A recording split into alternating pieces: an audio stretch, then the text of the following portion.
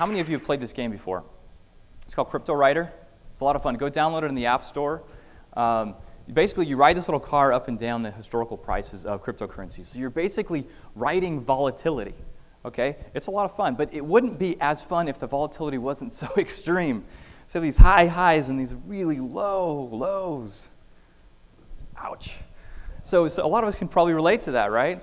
In fact, I told my colleagues, this is the most meaningful form of marketing we'll ever do at GratiFi. So we're number 2 on Bitcoin all-time high. Check it out. So volatility is an interesting thing. There's an emerging philosophy. It comes from a brilliant man. His name is Nassim Nicholas Taleb. And he's discovered that there are actually some systems that exist in the natural world, the biological world, and in financial markets that get stronger with more volatility. He said some things benefit from shocks. They thrive and grow when exposed to volatility, randomness, disorder, and stressors. So he calls this philosophy anti-fragile or anti-fragility. There's another element to this. These systems don't try to predict the future. They only respond to random events because some things are unpredictable. We call them black swan events, right? Taleb said, what is non-measurable and non-predictable will remain non-measurable and non-predictable no matter how much email I get, right? I love that. So GratiFi has a really unique relationship with volatility. In fact, volatility plays a key ingredient in GratiFi being able to create value for its end users. GratiFi uses volatility to sweep away those barriers for those people who haven't adopted cryptocurrency in the United States, for that 92.5%. You might even say GratiFi loves volatility. It's cheesy. So GratiFi is going to be the first consumer-ready financial service that was designed and inspired with anti-fragile principles.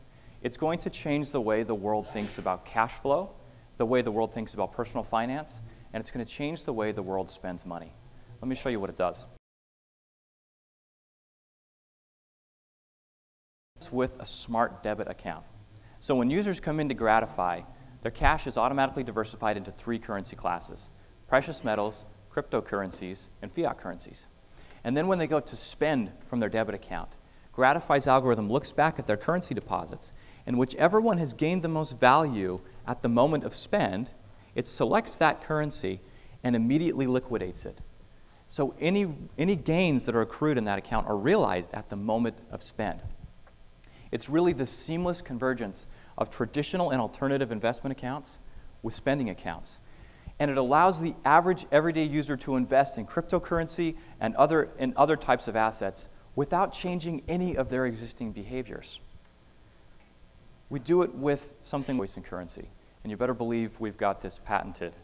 So I want to stop everybody right now because you may be thinking it's another one of those prediction algorithms, but it's not. It doesn't predict anything, and that's the beauty in it. Remember, that's one of the core tenets of anti-fragility. It's not prediction. It simply looks at random events and makes the best choice in the moment. So let me give you an example. When we ran the GratiFi simulator with the algorithm across historical prices through 2017, as cryptocurrencies spiked, GratiFi continued spending on cryptocurrencies over and over again.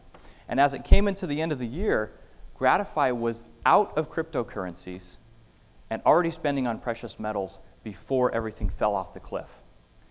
And that's one of the ways that this algorithm is exhibiting anti-fragile behaviors. When you're always spending on the highs when things are going up, you're less likely to be around when they crash, especially if one asset is spiking above the others. So we're just beginning to see the value that the anti-fragile indicator can actually create for the end user. So what are the benefits for the end user? Now an end user can actually utilize volatility and reduce their exposure to it at the same time. Investing in crypto is now as easy as using a debit account. And liquidation is automated and simplified. It's worry-free. I don't got to worry. Is my stuff going up still? Should I go out now? Should I wait? It takes that pain away. And conversions between asset classes is instant and painless. And if you've ever tried to convert cryptocurrencies into the dollar or the euro or something like that, you know how long it takes and how painful it is. GratiFi incentivizes users to spend, which is great for us. It's really great for our partners. But it's also great for the end user because now every time they go to spend out of their, they have the potential to realize a gain. So where do we play in the marketplace? Most fintech apps can only monetize income, so whatever's left over after all of your expenses. So in the case of millennials, that's about 7.5% of their cash. GratiFi monetizes 100% of a millennial's cash. So it's a very potent revenue model. With GratiFi, it's all about the flow. Where there's more flow, there's more dough. My CEO made me say that. So when a user spends with a GratiFi account, they have the potential to make a gain, but they also don't have any fees associated with it. But we make money off of that transaction. In fact, all of our potential revenue models don't add any additional friction or barriers to the end user, which allows us to scale very, very quickly. We don't need a lot of users in order to get a lot of revenue. We have a clear and rapid path to revenue, which you can't say for most of the ICOs out there. And that's why we think a lot of accredited investors around the world are going to be very excited to participate in our ICO, and we are very confident we'll be successful. So GratiFi is going to the moon. So we've got 3 currency classes we're starting with, right? Eventually we're going to add additional currency classes to create more value for our users and to create more potential gains. And one thing I want to make very clear, we have been squeaky clean. We've been told this by multiple external financial services companies. We've been so careful about ensuring that we're perfectly aligned with regulatory compliance. Our token is not a utility, it's a security, it's a revenue share. And we're not trying to contort our product and encumber it with this token in order to fit it in as a utility.